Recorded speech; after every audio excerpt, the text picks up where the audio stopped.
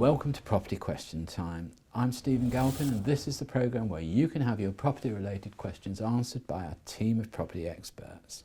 Today is the second in a series of financially orientated programmes. We're concentrating on property finance, and joining me today are two specialists in that field. Paul Mahoney, CEO of Nova Financial Group. Paul, welcome. Thanks for having me. And Richard Bush, CEO of CrowdLords, crowdfunding experts. Hello. Welcome to you. Thank you.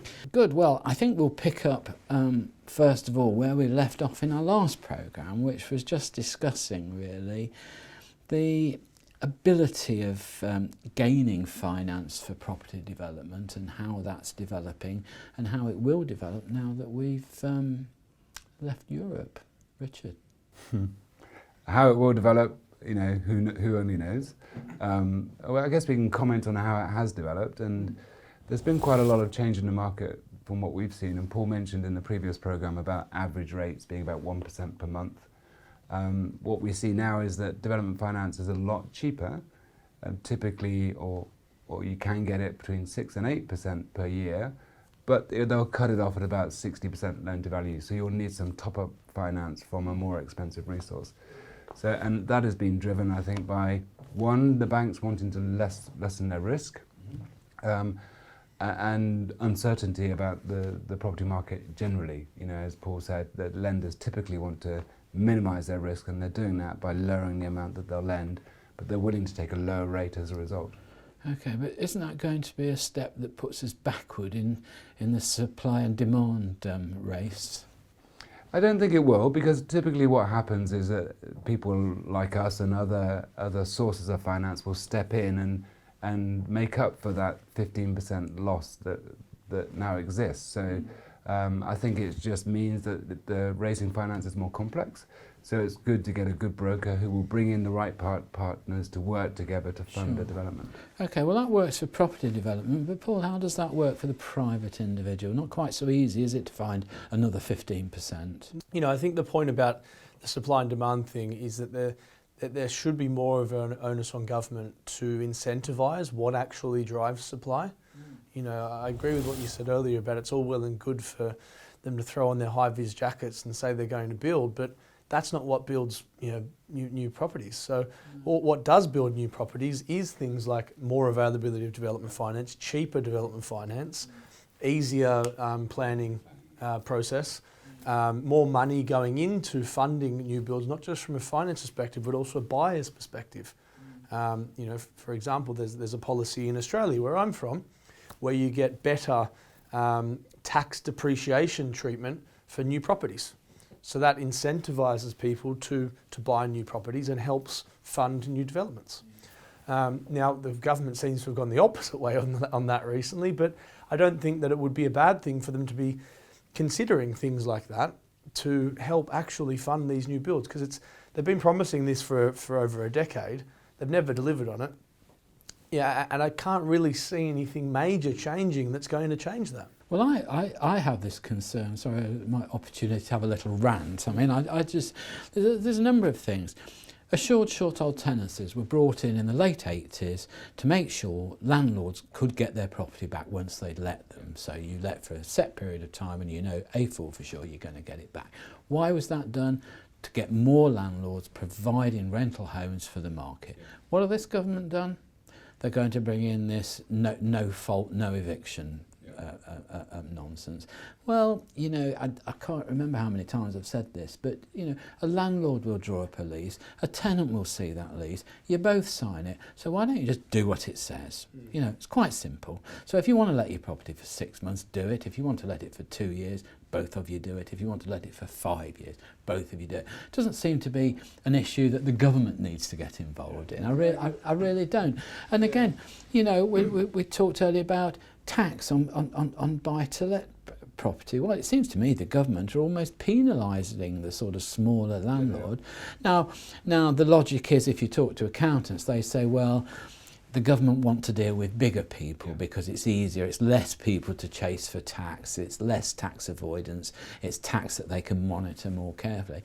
But buy-to-let has provided an immense number of homes onto the rental market, and if we start cutting it down, prices are just going to go through the roof, aren't they? Yeah, and I think to argue the other side of the point that I made before, although yes, we need more supply, as a landlord, it's not necessarily a bad thing there's a lack of supply. That's what's driving up prices. Now, it's more of a social issue that we definitely need more houses in the UK, but if you're buying the right properties in the right areas as a landlord, the fact there's a lack of supply is what's going to increase your rents, and it's what's going to increase your prices. But it does mean you're paying more. You know, it depends Today. where you are today. It But, depends you where know, there's an are old in saying that the best time to buy property is 20 years ago and the second best time's today. Yeah. So it's about getting on the ladder, I suppose, and taking advantage of the effects that's going to have. Yeah, but I think the sort of final beef really is that we'll sit here debating it, and I'm sure we'll come up with our own good ideas and good views. But you know, when was the last time you're somebody at the coalface, as it were, sorting out money for people to buy properties and creating investment strategies on property? And when was the last time the government came and asked you anything? Yeah, exactly. That's the problem. Okay, Paul, your first question after we've had our chat. How would the panel recommend I include property in my private pension plan? I'm fairly young and want a risk-free plan, but one that takes advantage of any increase in property values. This is something I could understand rather than stock market performance. Okay. I sympathise. So the biggest red flag I see in that question is the term risk-free. There's no such thing really. The only risk-free investment in the UK is up to £85,000 in a bank account, assuming that the financial compensation scheme pays out. Right. That's the only risk-free investment, and if you're doing that, you're expecting to get 1% if you're lucky in the current market. Or you can put money under your bed, but then it gets eaten away with inflation, so that's risky as well. I think far too many people, especially people going into property, view it as being risk-free, and it's not. Especially if you're taking leverage, there are risks in any investment that you need to understand, and you need to be a big boy about it and realise it's your responsibility. Far too often I hear people blame their advisor for a bad investment they made, but your advisor gave you information and you acted on it. That's a very important point, I think, to be aware of when it comes to investing and comes to making money. Same as in business. Yeah, no one is in business without risk. And that's why business people, if they're successful, make a lot more money than employees. But they started out by taking a lot of risk. So I think that's an important point. Right, including property in their pension. This depends on what they mean by that. If they want to include property in their general pension, they can probably get exposure to property funds and REITs and those sorts of things, if that's what they mean. Or, more so what I specialise in, is property as an alternative to your pension. So still having a pension, still building a pension, but building a portfolio of properties alongside that, where we have a lot more control and probably a lot more certainty around being able to better utilise our resources through leverage, and building a portfolio to generate income that will be used as a quasi-pension, if you like, to fund retirement. Richard?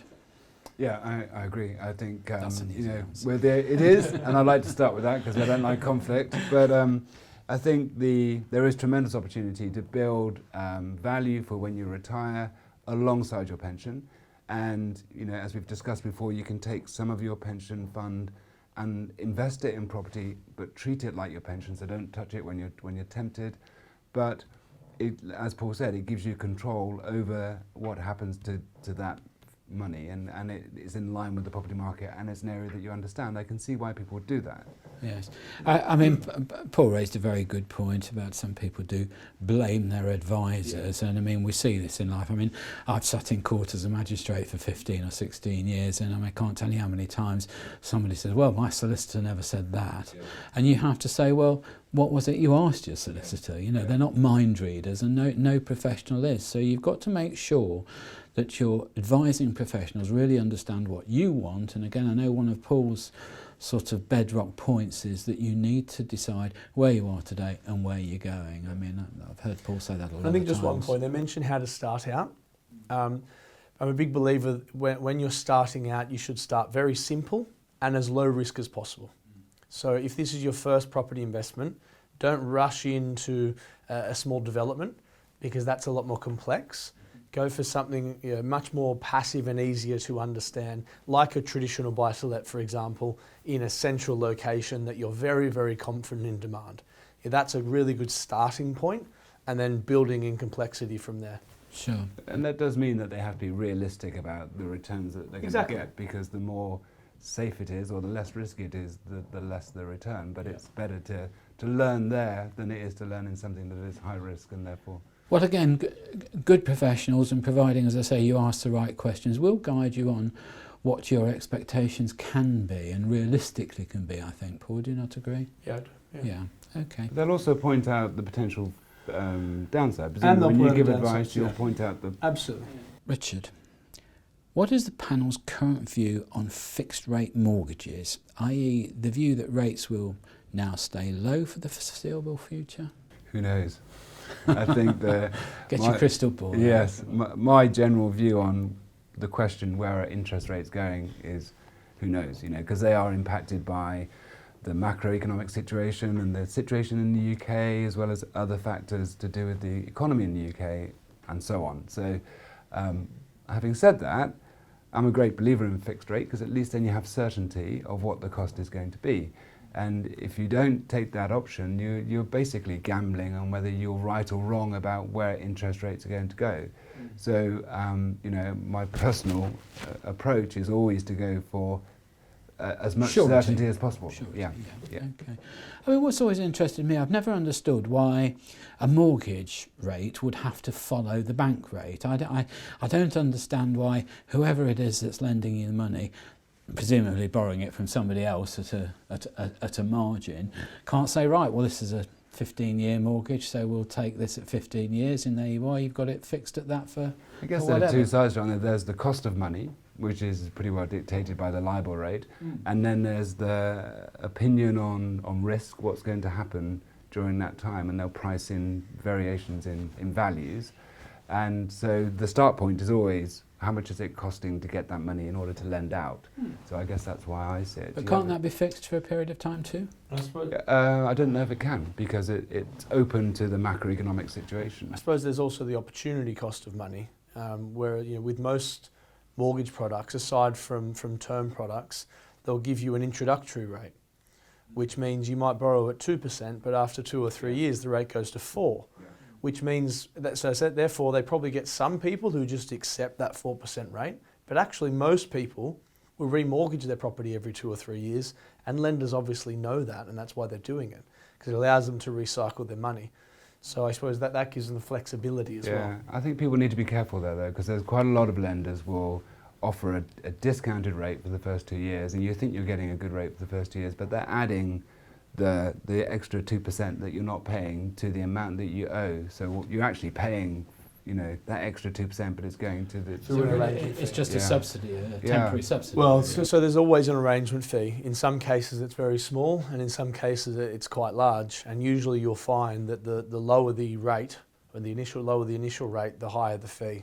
So there's always a bit of a balancing act. But so in broad brush terms, is a mortgage easier to get today than it was 5 years ago at sort of... Depends what you're talking about, whether it's residential or buy-to-let, because the two are quite different. It's definitely easier to get a buy-to-let because there's just substantially more products. And I think with residential, it depends on who you are. It's definitely easier for a first-time buyer. What I find a little bit silly about and I was going to mention before, but we ran out of time, I find a little bit silly about the residential mortgage market is how difficult they make it for business owners. In that, I took a new mortgage a year ago, and one of my employees got a better rate than me. I'm substantially better off than him, and he works for me. Don't tell him that. He'll want to rise when you go. Like from a financial perspective, I'm in a much better position. Yeah, sure. He works for me, so if my business fails, he loses his job. But they still view me as high risk. And I just can't understand that. What do they know about you, Paul? It doesn't seem to make... I think that seems to be standard practice with lenders. If you're self-employed, being a majority shareholder of an established business, you're considered more risk, and I just can't understand that. Well, before we go into Paul's past, I think we better take a break. So join us again after the break.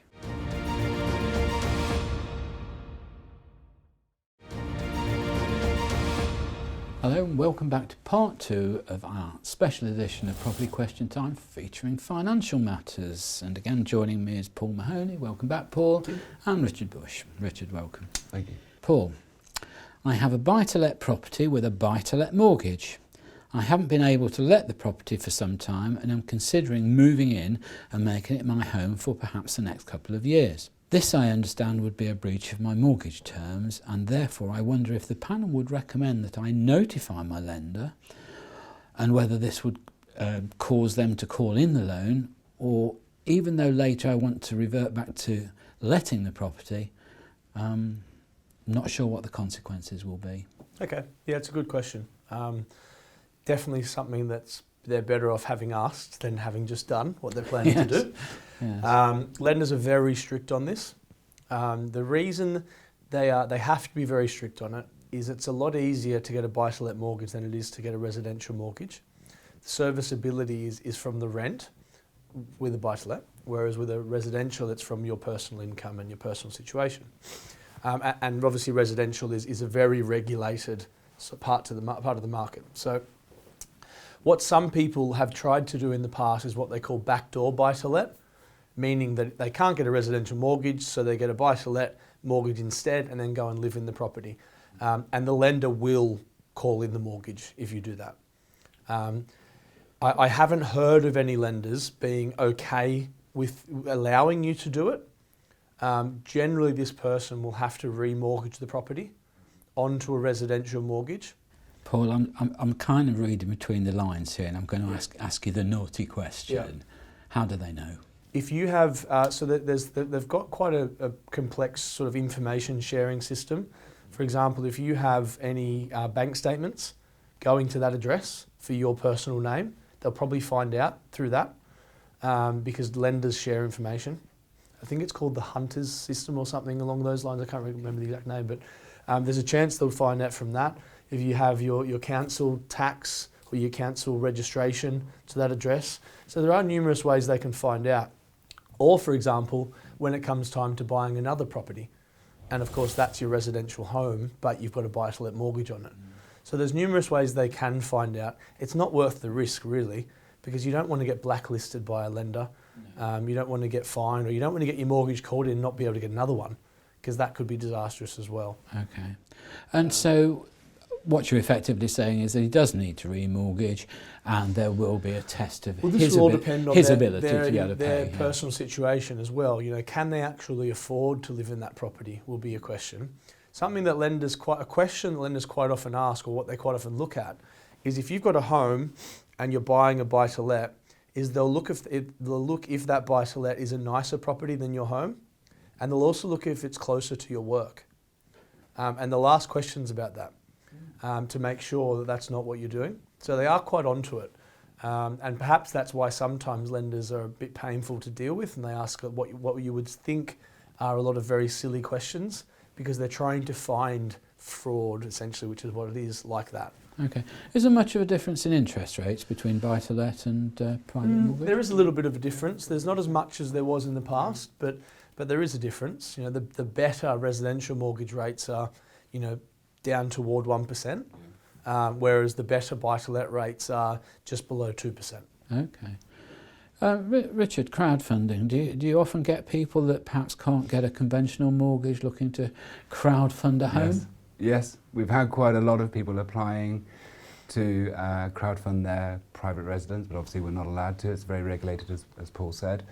And, you know, I completely agree with Paul. It's not worth even considering. You know, if it's a buy-to-let property on a buy-to-let mortgage, you're not allowed to live in it. And if you've lived in it before, you're not allowed to get a mortgage on it for buy-to-let purposes if it's your old residence. And don't even think about it. It's not worth it. Another thing to consider is that if you do it, technically a broker is supposed to report you if you go to a broker to try to fix the situation. So, you know, depending on your broker, you might find yourself getting dobbed in. Because essentially it's part of the FCA regulations that you do have to tell you have to tell the lender if you find out that information. When we launched the business, we did offer the opportunity for people to, and this is legal, for people to crowdfund a buy-to-let property, but live in it as a paying tenant. Because they're not owning the property themselves, it's owned by a company, so they are able to do that. It's not very cost effective if you're looking for a way of getting, you know, you can do that. Yeah, there's a lot of advice around it. It often says, well, buying a limited company name, it's ring fenced, it's all the rest of it. But it's expensive, isn't it? You know, you've got accountancy fees, you've got registration fees, you've got the obligation to produce your accounts on time or get fined pretty heavily if you don't. So not always an easy solution. It's not for a single property, and not that's going to be your primary residence. But if you've got 5 buy-to-lets, it makes perfect sense that you do that. It's stupid not to, really. I mean, when offshore trading was sort of quite prevalent, it was quite effective to buy in an offshore company and then just sell the bearer shares for that company. But I mean, I think that sort of thing was jumped on years ago, wasn't it? You know, so stay on the straight and narrow. That's the message. Yeah, that person just needs to go and speak with an independent broker.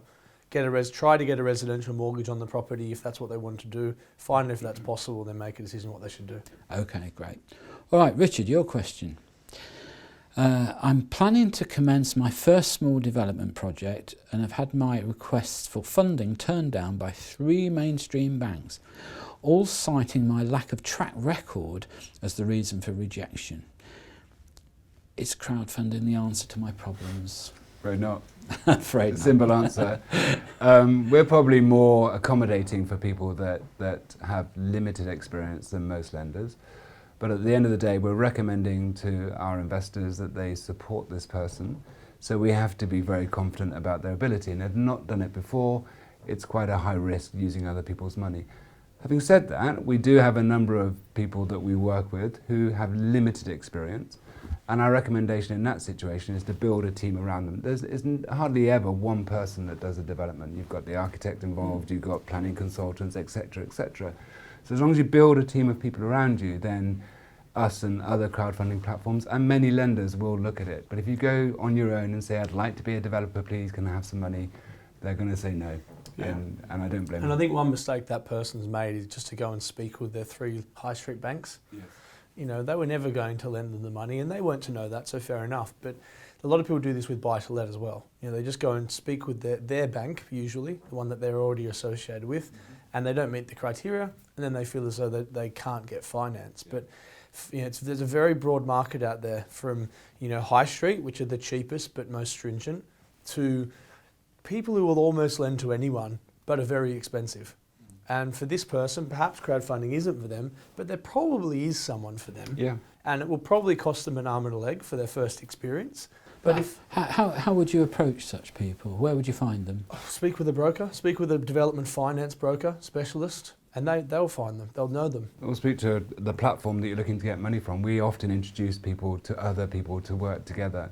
It's not uncommon. We have a number of investors will invest supporting other developers in order to learn how to be a developer, because they get involved in the day-to-day and then they're in a position to do it themselves. And the platform knows them and other developers know them. So there's a way of doing it, but you have to be patient. You can't expect to just jump in. Well, again, many times on this programme, Paul knows very well that creating your team is key, isn't it? Yeah, exactly. And as a first-time developer, meaning that you're not a developer yet, it's usually a good idea to joint venture with people, I think. Because doing it all yourself, you're going to make mistakes. Whereas if you even just one other person, you partner with someone who does know what they're doing, you give away a bit of the profit. But, you know, it's better to succeed the first time than not to succeed the first time. You know, because if you get your fingers burnt the first time, you're going to be once bitten, twice shy. If you do it well the first time, even if you don't make any money, next time you should make money. If you do it the first time and you fail, you're not going to get money the second time. So, like you say, first time success is critical. I think that's right. I'm quite interested, Richard. How would a crowdfunding operation filter those applications? Do you have a sort of typically a panel of people that will look at the proposal and sort of take it from there? Or? We have a credit committee, but that comes in later in the process. Most platforms will always meet potential borrowers or developers before they even get that far. So for us, the character, the experience, the motivation, etc. of the applicant, the potential developer, is the most important aspect. So we all spend a lot of time with them, meeting them, looking at their previous projects, taking references and so on. And once they pass that hurdle, then we look at the project, and then the credit committee will get involved. Is that a lengthy process? Yes. Yeah. It can, Typically? for the first time, it will take at least 3 months from when we first shake hands to when we're ready to look at a project. So virtually the same as sort of bank lending then, really, in terms of time, or Perhaps longer. is it? Yeah, probably longer, depending on the lender, obviously. There are some lenders that specialise in being quick, especially short-term lenders. And there's also some lenders that pride themselves on not having a credit committee. Yeah. You know, you're dealing with one person who makes the decision. Just depends on who you're dealing with. But it does tie back to my point about the joint venturing, or at least getting a track record, because a lot of it's about your CV. You know, if you can show success in the past, then you're a better risk, aren't you? Okay. Well, there we are. Let's hope we've set everybody straight on the road to good and profitable development. I do thank you both very much. Paul Mahoney, CEO of Nova Financial Group. Thank you, Paul. And Richard Bush, CEO of CrowdLords. Thank you very much indeed for your contribution. That's all we've got time for today, so join me again next time on Property Question Time.